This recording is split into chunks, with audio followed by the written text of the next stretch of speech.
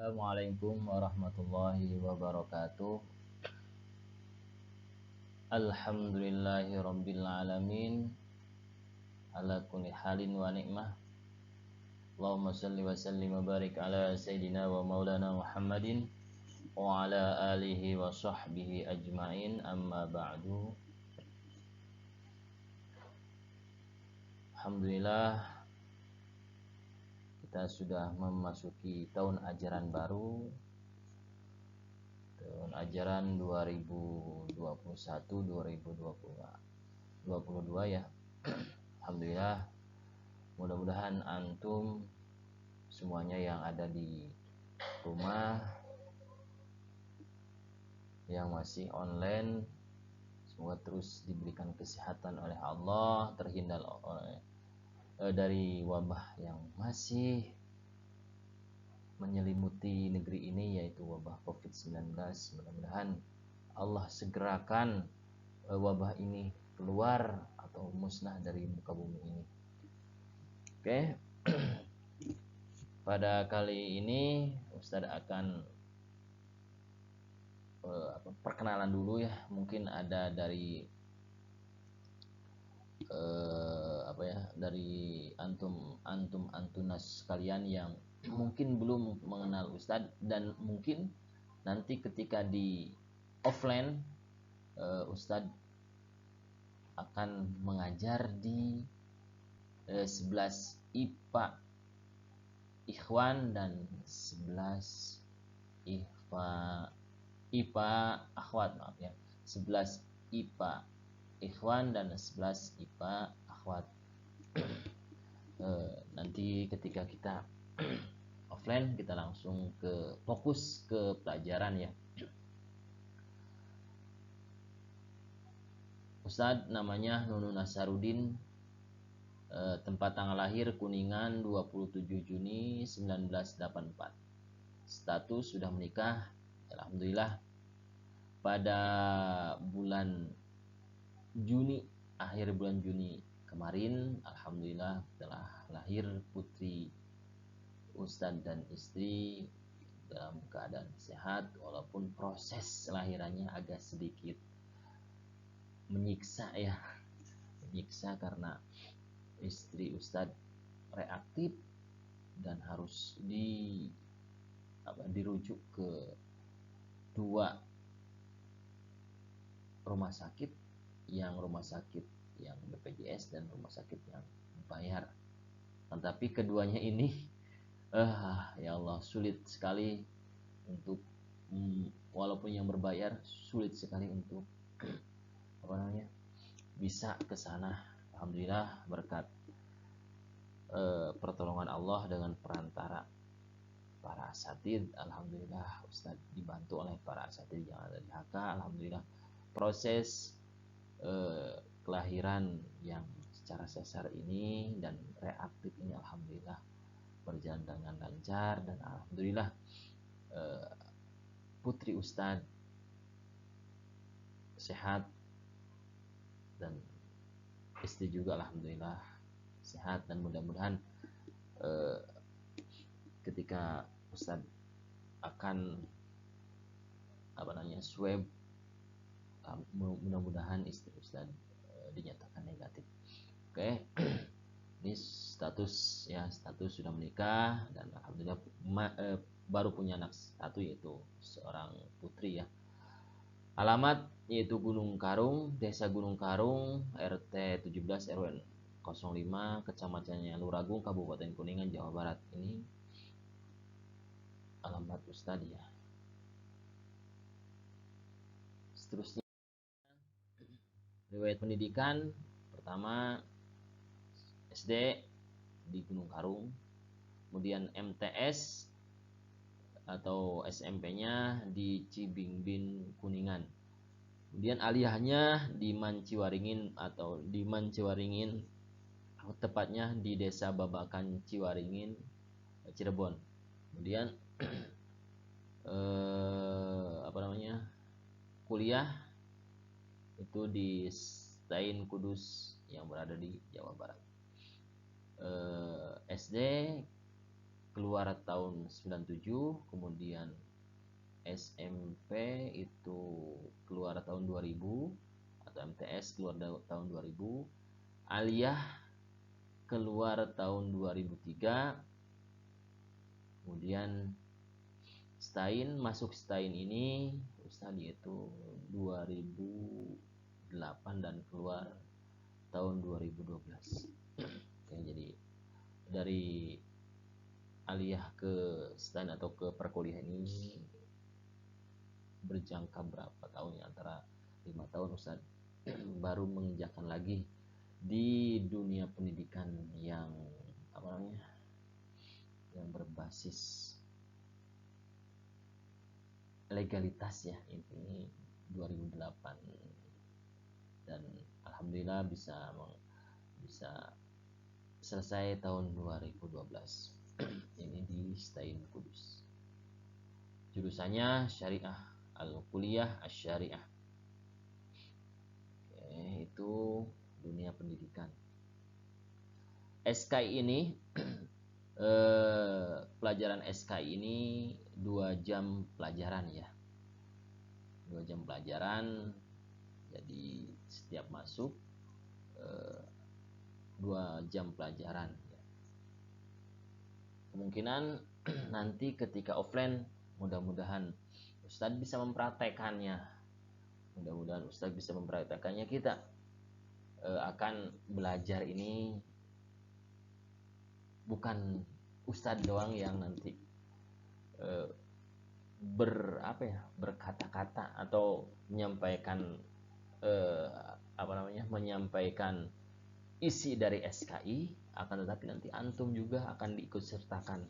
Mungkin antum dan antuna ini akan Ustadz arahkan untuk menjelaskan, atau mungkin kita bermain-main di luar, mencari sesuatu lah di luar, nanti hasilnya apa disampaikan di kelas. Atau mungkin Ustadz akan membuat TTS, nanti antum menjawab. Tapi kemungkinan yang antara TTS dan kemungkinan TTS ini nanti ketika kita akan memperebutkan siapa yang menjadi istilah juara lah. Ketika yang kalah ya mungkin ada konsekuensinya tersendiri, yaitu ya ada hukumannya tersendiri. Jadi persiapkan sebelum ketemu dengan Ustadz nanti di offline, persiapkan belajar di kamarnya masing-masing biar seru, biar nggak monoton, biar nggak baru beberapa menit tidur. Apalagi ketika Ustadz masuknya ini di jam-jam yang dikenal dengan jam-jam yang strategis untuk tidur, itu setelah zuhur, makan kenyang, selain waktu berpuasa ya, hari-hari berpuasa, kenyang, ada kipas, mendengarkan ceramah, wah itu ngantuknya luar biasa. Ini yang Ustadz rasakan ketika mengajar tahun kemarin. Jadi Ustadz gimana berpikir, gimana caranya agar kejadian ini tidak terulang lagi. Ya setidaknya 30 atau 20 menit pertama ini kita happy, walaupun nanti kemungkinan di sananya ada yang tidur lagi. Tapi ya di menit-menit awal ini Ustadz ingin menyampaikan sesuatu yang berbeda. Syukur-syukur kalau nanti sampai akhir kita ceria. Itu yang ingin Ustadz sampaikan. Jadi pelajaran Ustadz jangan jangan dibuat susah lah, kita happy saja. Yang penting ada pemasukan ilmu dalam segi pelajaran sejarah kebudayaan Islam ini ada lah. Setidaknya ketika antum membaca, ketika antum menjawab, atau ketika antum melihat sesuatu itu ada di pikiran antum, bahwa ini adalah ini. Ya, adalah sedikit yang nyangkol atau yang nyangkut di pikiran antum. Oke, itu yang insyaallah Ustadz akan praktekkan insyaallah.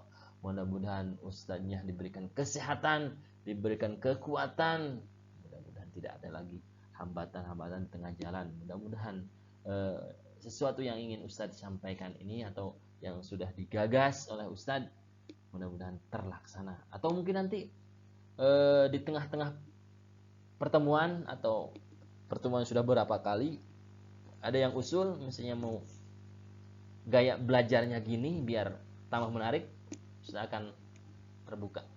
Yang penting kita happy, belajar ini tidak susah, tetapi ada sedikit atau minimal ada ilmu yang masuk tiap minggunya. Itu yang ingin Ustaz kembangkan pada pertemuan pertemuan nanti di offline.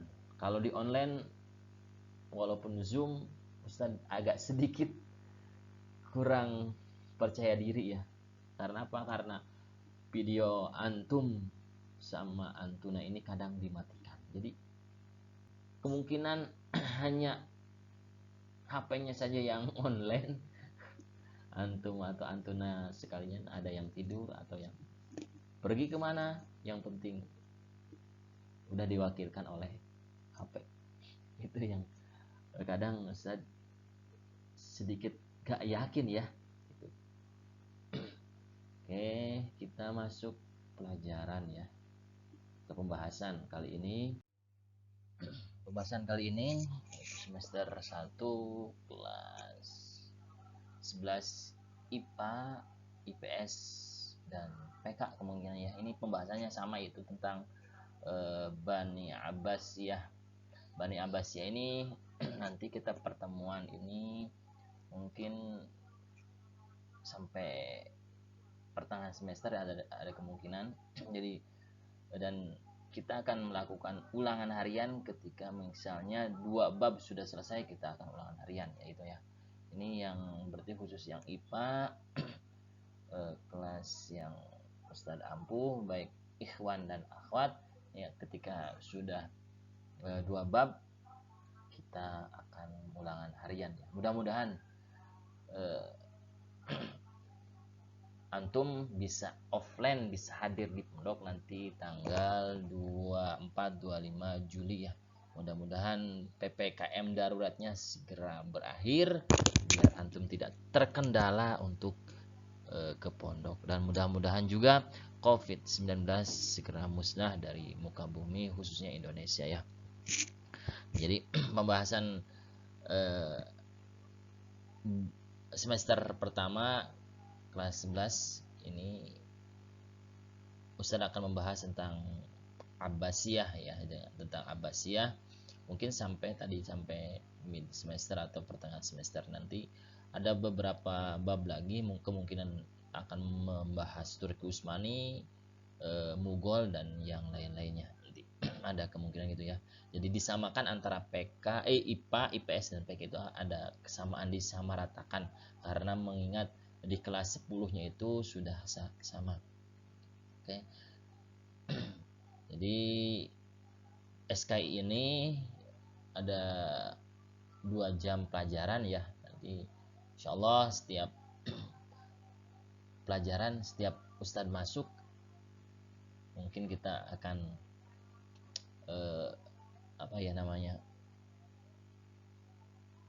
belajarnya ini akan sedikit berbeda dengan mungkin dengan pelajaran yang atau dengan ustadz-ustadz yang sudah pernah masuk di kelas IPA khususnya ya.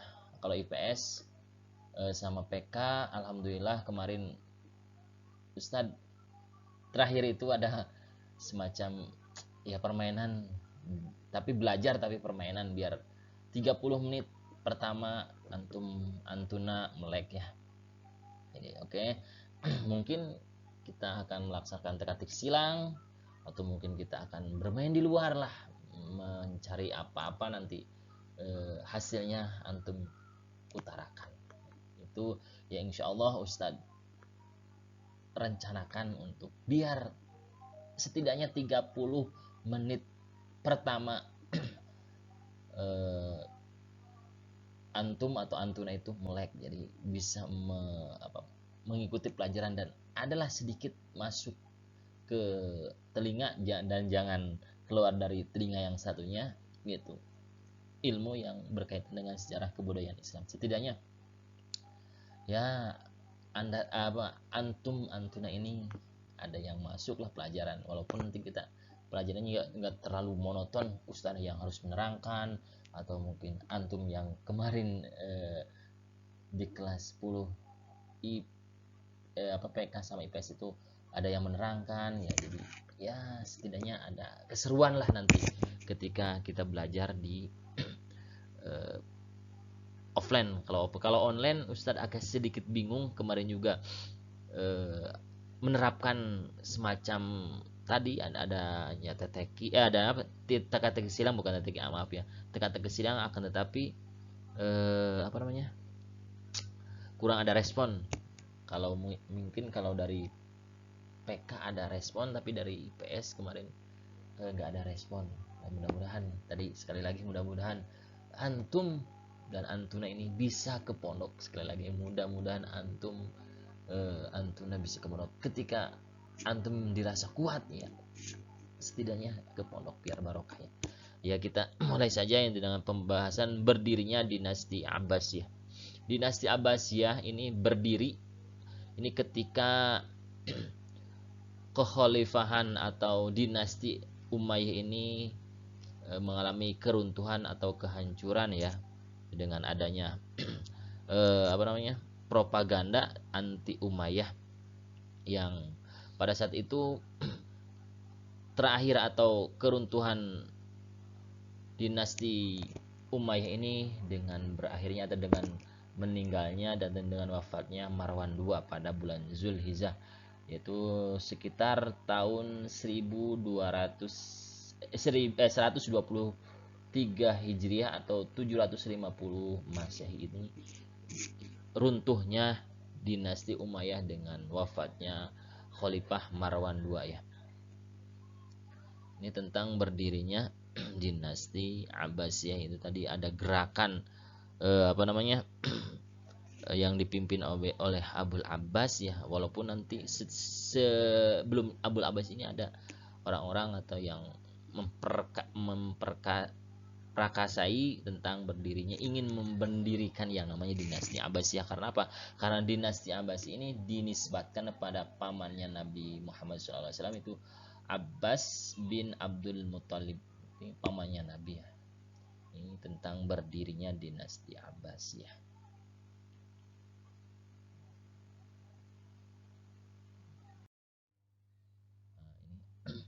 Awal berdirinya dinasti Abbasiyah tadi dengan terbunuhnya Marwan II pada bulan Zulhijjah, itu tahunnya tadi 123 Hijriah atau 750 Masehi. Tadi sudah, berarti ini latar belakang berdirinya dinasti Abbasiyah ini.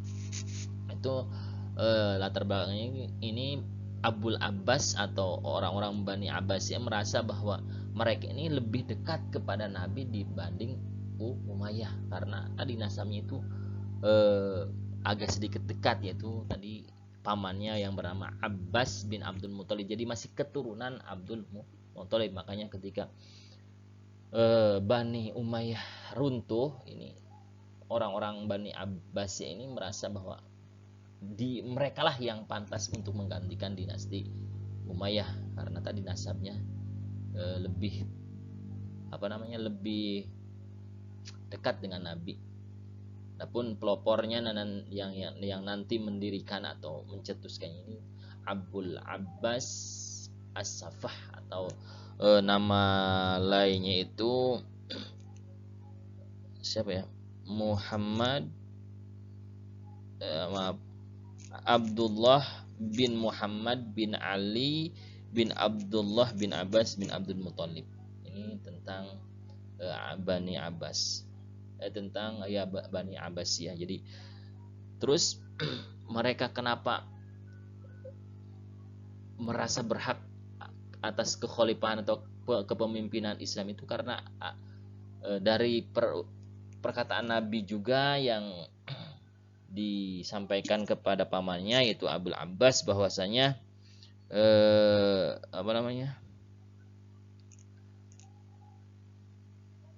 pamannya itu bahwasanya khalifah ini ada di tangan anak cucunya Bani atau anak cucunya Abbas bin Abdul Muthalib ini. Makanya Bani Abbas ini merasa bahwa ketika ada Umayyah yang memimpin, harusnya dia dulu yang memimpin karena tadi lebih dekat dengan yang namanya kepada Rasulullah SAW. Dan tadi ada perkataan bahwa kekhalifahan Islam ini ada di tangan anak cucunya Abbas, ada di tangan cucunya pamannya itu Abbas bin Abdul Muthalib. Ini perkataan Nabi yang menjadi tertanam di jiwa para pemimpin-pemimpin atau pencetus Bani Abbasiyah. Dan Bani Abbasiyah juga sebenarnya itu yang ingin dicapai sebenarnya bukan Abbasiyah atau Awaliyun tadinya itu ya. Cuman karena Awaliyun sedikit merasa maksudnya golongan Ali, jadi atau ahli bait, jadi disamarkan dengan yang namanya Abbasiyah ini. Dan yang pertama juga yang memimpin itu dari anak cucunya Abbas bin Abdul Muthalib, makanya dinamakan dinasti Abbasiyah. Ini tentang Bani Abbasiyah. Adapun yang kedua yaitu permulaan propaganda. Ini berarti dibagi menjadi 5 ya. Yang pertama awal berdirinya, kemudian mengenai Bani Abbasiyah, kemudian permulaan propaganda Abbasiyah, yang keempat pemilihan tempat propaganda, yang selanjutnya menyebarkan propaganda ini, tentang lahirnya atau sejarah lahirnya Abbasiyah. Tadi tentang Bani Abbasiyah ini itu dinisbatkan terhadap Nabi, ada penisbatan terhadap Nabi bahwa mereka lebih dekat kepada Nabi Muhammad SAW dibandingkan dengan Bani Umayyah. Yang seterusnya tadi ada anggapan bahwa pengganti kekhalifahan itu, ada anggapan bahwa pengganti kekhalifahan setelah Umayyah itu ya dia Abbasiyah. Yang terakhir itu ada keinginan dari Abul Abbas As-Saff untuk menjadi seorang pemimpin atau menggantikan Umayyah dengan generasi mereka. Ini ada keinginan kuat dari Abul Abbas As-Saffah.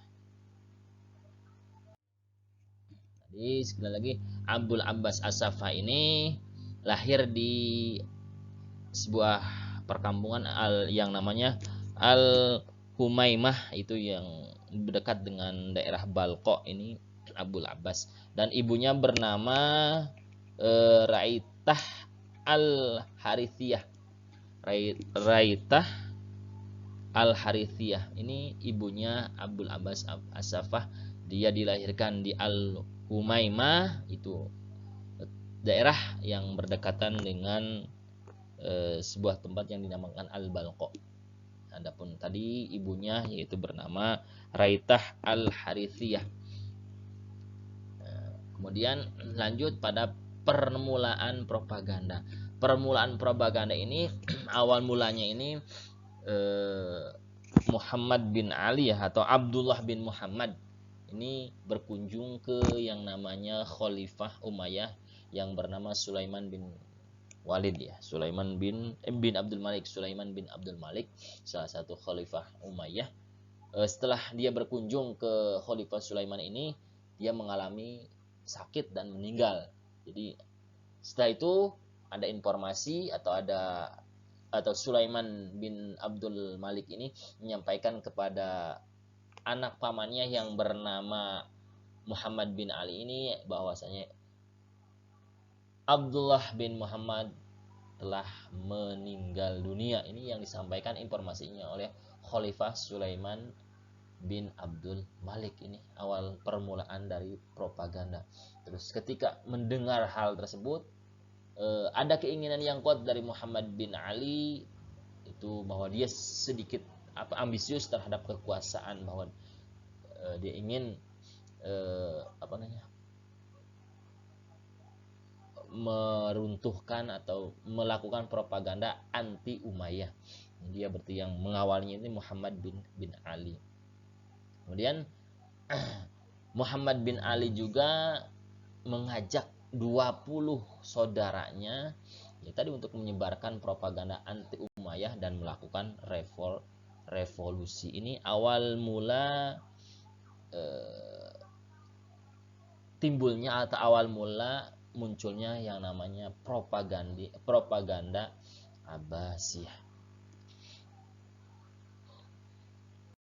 Lanjut tentang pemilihan tempat ya. Tempat yang dipilih oleh Muhammad bin Ali ini ada dua tempat. Yang pertama Kufah, itu yang kedua Al-Khurasan atau Khurasan.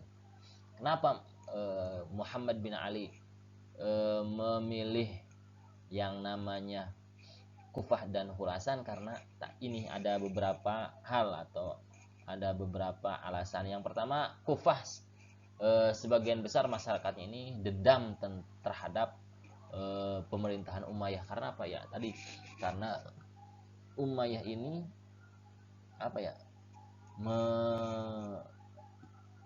Menganaktirikan yang namanya apa ya? Arab yang bukan orang Arab gitu ya. Berarti Arab yang semacam ajami gitu. Nah, jadi ada Arab yang benar-benar Arab dan ada Arab yang maksudnya Islam yang Arab, yang dari Arab, dan Islam yang dari luar Arab. Ini karena hal tersebut maka ini orang-orang Kufah ini merasa dendam dan merasa dia dianaktirikan atau mungkin dilecehkan oleh pemerintahan Umayyah. Makanya ketika ada Muhammad Ali yang anti Umayyah ini, orang-orang Kufah sangat mendukung. Kemudian sama dengan orang-orang Khurasan juga sama kayak gitu, yaitu dia mendukung anti Umayyah. Dan Khurasan ini dijadikan tempat propaganda karena dekat dengan yang namanya pusat pemerintahan Bani Umayyah. Ini dekat dengan pusat pemerintahan Bani Umayyah, dan ketika ada hal-hal yang genting mungkin propaganda ini ketahuan oleh pihak Umayyah, nanti Muhammad Ali ini bisa pergi ke daerah Turki kalau nggak salah ya, ke daerah Turki karena Khurasan mungkin dekat dengan Turki, jadi bisa pergi ketika dicari di Khurasan dia bisa pergi ke yang namanya Turki. Kemudian di Khurasan juga ada konflik fanatisme kesukuan.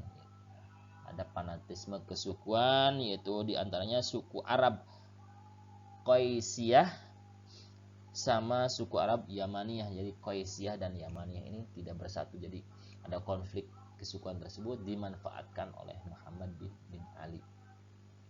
Kemudian Khurasan itu sangat mencintai Ahlul Bait, dan orang-orang Khurasan ini orang-orang yang apa ya, baru masuk Islam atau baru mengenal Islam. Jadi sangat cinta terhadap Ahlul Bait. Ini ya dimanfaatkan oleh pihak Abbasiyah karena Abbasiyah itu dasarnya itu Ahlul Bait.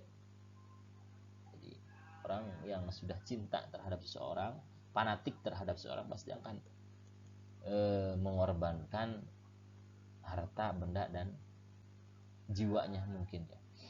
Kemudian yang seterusnya, pemilihan Kufah dan Khurasan ini karena para senior propagandis ini berada atau bertempat tinggal bertempat tinggal di daerah Khurasan. Ini kenapa memilih Muhammad bin Ali ini Khurasan, karena orang-orang senior yang ahli propaganda ini bertempat di Khurasan. Ini kenapa Ali bin Muhammad memilih yang namanya Khurasan dan Kufah. Yang selanjutnya tentang penyebaran propaganda. Propaganda yang pertama menyebarkan ini Muhammad bin Ali dengan gerakan bawah tanahnya. Dan gerakan propaganda bawah tanah Ali ini menyebar hampir di daerah Khurasan dan Kufah, dan akhirnya sampai ke daerah tempat lahir dia yang bernama Al-Humaimah. Ini gerakan yang dilakukan oleh Muhammad bin Ali. Ini berarti tadi dikatakan jadi ya yang sebelumnya ini bahwa yang sangat berambisius ini Muhammad bin Ali setelah mendengar pamannya Abdullah bin Muhammad meninggal. Dia ingin menjadi seorang pemimpin, makanya dia melakukan propaganda. Jadi yang mengawali propaganda ini Muhammad bin Ali dengan gerakannya gerakan bawah tanah. Dan propaganda yang disampaikan oleh Muhammad bin Ali ini sebegitu cepatnya sampai menyebar ke Kufah dan Khurasan, bahkan sampai daerah tempat dia lahir yaitu Al-Humaimah. Kemudian para propagandis juga atau orang-orang yang menyebarkan propaganda anti Umayyah ini, dia tidak secara terang-terangan ya, maksudnya gerakan bawah tanah ini tidak terang-terangan, akan tetapi dia menyamar dengan dua penyamaran. Yang pertama dengan sebagai seorang pedagang, yang kedua sebagai jemaah haji. Jadi tidak mencolok bahwa orang tersebut sebagai orang-orang propaganda. Jadi dia berbaur dengan masyarakat baik yang ada di Khurasan atau di Kufah dengan cara itu berdagang ya, di tengah-tengah transaksi mungkin atau berdagang atau sedang mengobrol tersebut, dia tadi menyampaikan propaganda anti Umayyah tersebut. Jadi begitu hening yang keheningan ini atau propaganda ini bisa menyebar ke seluruh Khurasan, Kufah, dan bahkan ke negeri kelahirannya. Atau mungkin bukan negeri kelahiran, bukan negeri kelahiran Muhammad bin Ali, tapi negeri kelahiran Abul Abbas As-Saffah. Nanti Abul Abbas As-Saffah juga mengikuti Muhammad bin Ali. Kemudian yang selanjutnya tadi orang pertama ya. Adapun orang pertama yang melakukan propaganda di daerah Khurasan ini bernama Abu Ikrimah As-Siraj. Ini berarti dia merupakan senior propaganda yang berada di Khurasan. Ini Abu Ikrimah As-Siraj. Dia memilih 12 pemimpin yang masing-masing pemimpin ini memiliki 7 pegawai atau 7 bawahan. Jadi dia menyebarkan propaganda, memimpin propaganda di daerah Khurasan. Kemudian dia memilih beberapa pemimpin atau memilih 12 pemimpin untuk propaganda, dan di 12 pemimpin ini dia harus patuh terhadap tadi Abu Ikrimah. Apa gagasan-gagasan Ikrimah ini disampaikan ke 12 pemimpin ini dan harus dilaksanakan. Dan di 12 pemimpin juga dia tidak sendirian, tapi ada pegawai atau pegawai-pegawainya atau bawahan-bawahannya yang berjumlah 7 orang ini.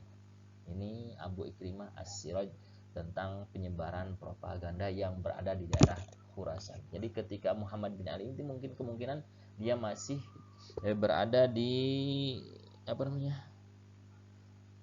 di daerah Kufah mungkin ya kalau Muhammad bin Ali ini. Tapi ketika Khurasan ini dipegang oleh Abu Ikrimah As-Siraj. Yang seterusnya propaganda ini mungkin karena begitu menyebarnya begitu cepat, kemungkinan akhirnya sampailah kepada gubernur yang berada di Khurasan atau mungkin dari yang lainnya, dan sampai ke telinga yang namanya gubernur Khurasan. Maka terbongkarnya propaganda ini. Gerakan propaganda Muhammad bin Ali dan Abu Ikrimah ini terbongkar oleh gubernur Khurasan yang bernama Asad bin Abdullah Al-Kisri. Ini berhasil dibongkar oleh gubernur Khurasan. Kemudian Abu Ikrimah ini ditangkap dan pengikut-pengikutnya yang berjumlah 12 pemimpin dan juga 7 pegawai. Pengikut-pengikut Abu Ikrimah ini ditangkap dan kemungkinan dibunuh oleh Asad bin Abdullah. Dan penangkapan atau terbongkarnya gerakan propaganda anti Umayyah ini merupakan prestasi yang sangat bagus dinilai oleh Khalifah Umayyah yang diberikan kepada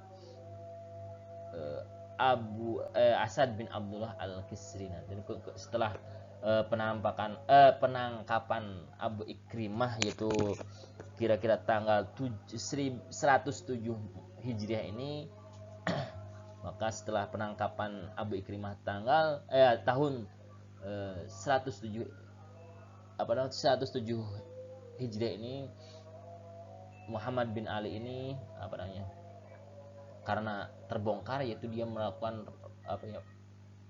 rotasi atau melakukan perubahan-perubahan, akhirnya dia mengangkat yang namanya Ammar bin Yazid. Adapun pengangkatan Ammar bin Yazid ini tidak disetujui oleh semua orang-orang Khurasan, dan akhirnya Ammar bin Yazid juga ditangkap oleh Asad bin Abdullah Al-Kisri dan meninggal dunia ini tentang penyebaran propaganda. Ya, kita cukupkan segitu aja pada pertemuan kali ini. Kurang lebihnya mohon maaf. Akhirul kalam, assalamualaikum warahmatullahi wabarakatuh.